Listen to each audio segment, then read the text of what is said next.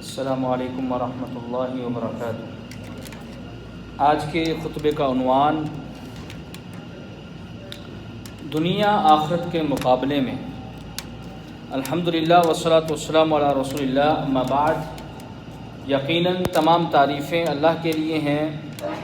وہی معزز ترین ذات ہے جس سے امید لگائی جا سکتی ہے، اور وہی عظیم ترین نوازشیں کرنے والا ہے۔ ایسی مخلوقات کا خالق ہے جو صبح و شام زندگی کے نغمے گاتی ہیں اور سدا پر امید رہتی ہیں۔ حوادثات زمانہ موت کی نشاندہی اور اس کا وقت قریب کرتے ہیں۔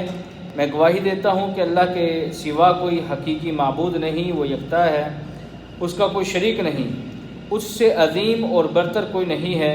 اور یہ بھی گواہی دیتا ہوں کہ ہمارے نبی محمد صلی اللہ علیہ وسلم اس کے بندے رسول ہیں۔ آپ نے ترکہ میں درہم و دینار یا کوئی اور مال نہیں چھوڑا۔ زندگی میں آپ نے عالیشان محلات نہیں بنائے اور نہ ہی دنیاوی ساز و سامان کے لیے کوئی جد و جہد کی۔ اللہ تعالیٰ ان پر، ان کی آل اولاد، صحابہ کرام پر ابدی و سرمدی سلامتی اور رحمت نازل فرمائیں۔ حمد و ثنا کے بعد اے مسلمانوں، تقوی الہی اپنے لیے لازم کر لو۔ اسی کے ذریعے پر مکمل طور پر فضل و خیر حاصل کر سکتے ہو۔ اس کی وجہ سے برائی بندے کے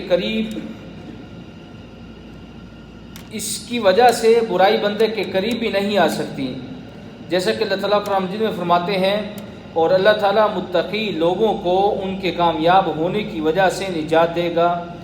ان کا کوئی نقصان نہ ہوگا اور نہ ہی غمزدہ ہوں گے۔ اے مسلمانوں، دنیا کمتر و فانی جبکہ آخرت برتر و دائمی ہے۔ اس بات کی نصیحت ہمیں بابرکت آیات بھی کرتی ہیں۔ چنانچہ ان مفید نصیحتوں کو غور سے سننے اور بلیغ وعد پر کان دھرنے والا مبارکبادی کا مستحق ہے۔ جو تہ دل سے آیات سمجھے، ان کا لب لباب ذہن نشین کرے اور قول و فعل سے ان پر عمل کرے۔ اللہ تعالیٰ کا فرمان ہے، دنیا کی زندگی تو کھیل تماشا ہے، دنیا کی زندگی تو کھیل تماشا ہی ہے، اور متقی لوگوں کے لیے آخرت ہی بہتر ہے۔ کیا تم سمجھتے نہیں؟ ایک اور مقام پر فرمایا کہ تمہیں جو کچھ بھی دیا گیا ہے یہ دنیاوی متاع اور خوشنمائی ہے، اور جو اللہ کے پاس ہے وہی بہتر اور سرمدی ہے۔ کیا تم عقل نہیں رکھتے؟ ایک اور مقام پر فرمایا کہ اے نبی آپ کہہ دیجئے، دنیاوی سامان بہت کم ہے اور آخرت متقی لوگوں کے لیے بہتر ہے، اور تم پر دھاگے کے برابر بھی ظلم نہیں ہوگا۔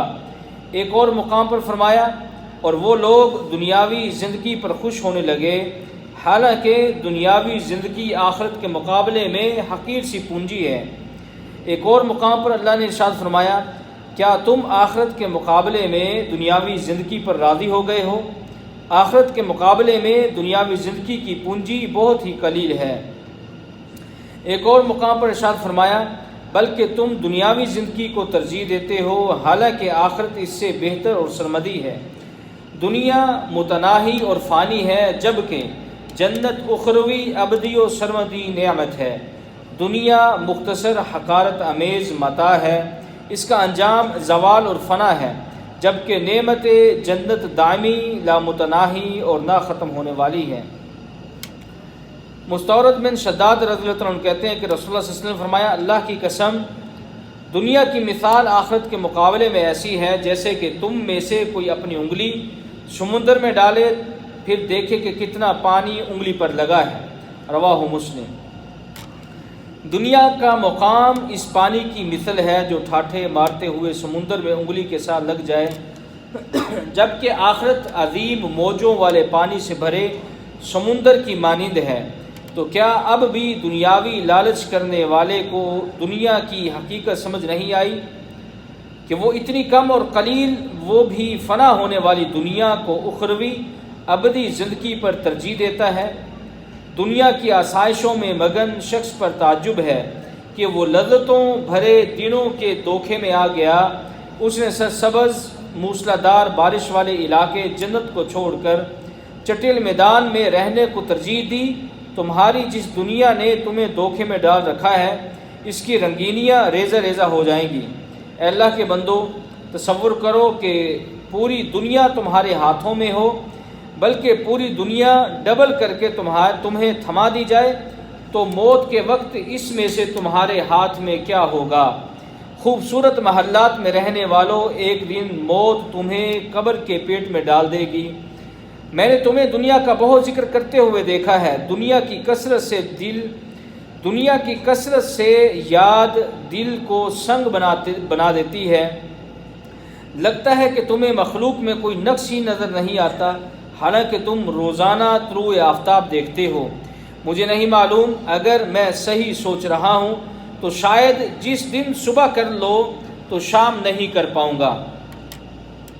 اے اللہ کے بندو، روزانہ تمہارے لیے یہ یکے بعد دیگرے عبرتیں سامنے آتی ہیں، اور اگر تم باز آنے والے بنو تو تمہیں موت ہر برائی سے روکتی ہے۔ کب تک جہالت میں ڈوبے رہو گے اور تقوی الہی اختیار نہیں کرو گے؟ کیا دنیا کے بعد بھی دارالعمل ہے، یا تم نے آخرت کی بجائے کہیں اور جانا ہے؟ ایسا نہیں ہو سکتا، بالکل نہیں ہو سکتا۔ لیکن کان آیات سننے سے بہرے ہو چکے ہیں، اور دل نصیحت پکڑنے سے عاجز ہو چکے ہیں۔ دل کو موت کا وقت یاد کراؤ اور موت کا خوف دل میں بٹھاؤ۔ اپنے گزشتہ گناہوں پر آنسو بہاؤ، اپنے نفس کو تباہ ہونے سے بچاؤ، اپنے مولا کی طرف متوجہ ہو جاؤ اور گناہوں سے پیچھا چھڑاؤ، اور اپنے ہاتھوں سے کیے ہوئے گناہوں سے توبہ کر لو۔ اے اللہ کے بندے، دھوکے اور غفلت میں کب تک سرکشی کرو گے اور کب تک سوئے رہو گے؟ بیداری کا دن کب آئے گا؟ ساری زندگی برباد کر دی، جس کے ایک لمحے کی قیمت آسمان و زمین ہے۔ یہ کیسا تم نے نقصان کر دیا؟ بے وقوفی کرتے ہوئے دائمی کے بدلے فانی، رضا کے بدلے ناراضگی، اور جنت کے بدلے جہنم خریدتے ہو۔ کیا تم اپنے نفس کے دوست ہو یا دشمن؟ تم تو اسے ہر مصیبت میں جکڑنا چاہتے ہو۔ مجھے بڑا افسوس ہے کہ تم نے اپنی جان کو اونے پونے میں بیچ دیا، اور تم نے اپنے نفس کے ساتھ حقیقی انصاف نہیں کیا۔ ایسے شخص کے لیے رسوائی ہو جو جنتوں کی نعمتوں کو جھوٹی خواہشات، دلکش لہو و لعب، شہوت اور گناہوں کے بدلے فروخت کر دے۔ اس شخص کے لیے رسوائی ہو جس نے جبار اللہ تعالیٰ کو غضبناک کیا اور گناہوں کے بوجھ تلے زندگی ضائع کر دی۔ اللہ تعالیٰ قرآن مجید میں فرماتے ہیں، اے نبی آپ کہہ دیجئے، حقیقی خسارے میں وہی لوگ ہوں گے جو اپنے آپ اور اہل و عیال کو قیامت کے دن خسارے میں ڈال دیں۔ خبردار، واضح خسارہ تو یہی ہے۔ اے ابن آدم، میری بات غور سے سنو اور دنیاوی زندگی کی طرف میلان چھوڑ دو تو فائدہ ہوگا۔ اگر تمہاری زندگی پورے 1000 سال بھی ہو تو قیامت سے پہلے ایک دن ختم ہو جائے گی۔ اپنے دین کو ضائع کرنے والے شخص، تمہارے لیے اپنے دین کی پاسداری سب سے افضل عمل ہے۔ اپنے لیے نیکیاں تیار کرو، تمہیں ان کا بدلہ مل جائے گا، اور اپنے نفس کو دیکھتے رہنا، یہ کس کی اتباع کرتا ہے۔ یاد رکھو، تم جو کچھ بھی کرو گے سب اللہ کے ہاں موجود ہے، اس میں سے کچھ بھی رائے گاہ نہیں جائے گا۔ اللہ تعالیٰ ارشاد فرماتے ہیں، اور جو نیکی تم اپنے لیے آگے بھیجو گے اسے اللہ تعالیٰ کے ہاں بہتر سے بہتر اور ثواب میں بہت زیادہ پاؤ گے۔ اللہ تعالیٰ سے معافی مانگتے رہا کرو، یقیناً اللہ تعالیٰ بخشنے والا مہربان ہے۔ اے مسلمانوں، ایسا شخص بہت ہی بدبخت ہے جسے اللہ تعالیٰ کی نئی نعمتیں حاصل ہوں تو وہ بھی گناہ، معصیت اور فسق و فجور میں مزید بڑھ جائے۔ ایسا شخص تباہ و برباد ہوگا جسے اللہ کی طرف سے فراوانی ملے تو وہ طغیانی میں بڑھ جائے، مال و دولت ملے تو فضول خرچی و ضلالت میں بڑھ جائے۔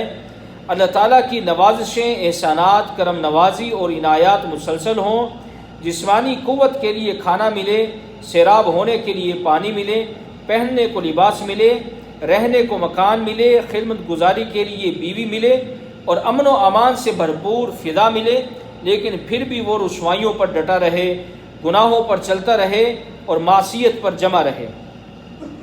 بسا اوقات خوشحالی اور فراوانی بھی استدراج اور ڈھیل کے زمرے میں آ سکتی ہے۔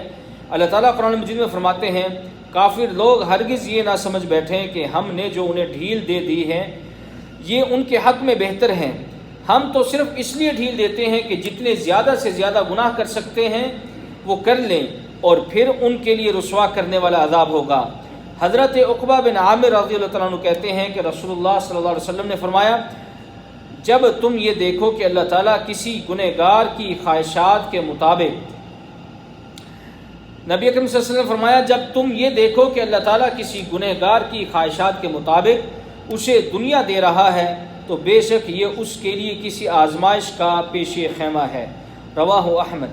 یا اللہ ہمیں تیری رضا کے کام کرنے کی توفیق عطا فرما، تیری نافرمانی اور ہمارے درمیان دوریاں ڈال دے، اور ہمیں ان لوگوں میں شامل فرما جو تجھ سے ڈریں۔ سبحان ربک رب العزت عما یصفون وسلام علی المرسلین والحمد للہ رب العالمین۔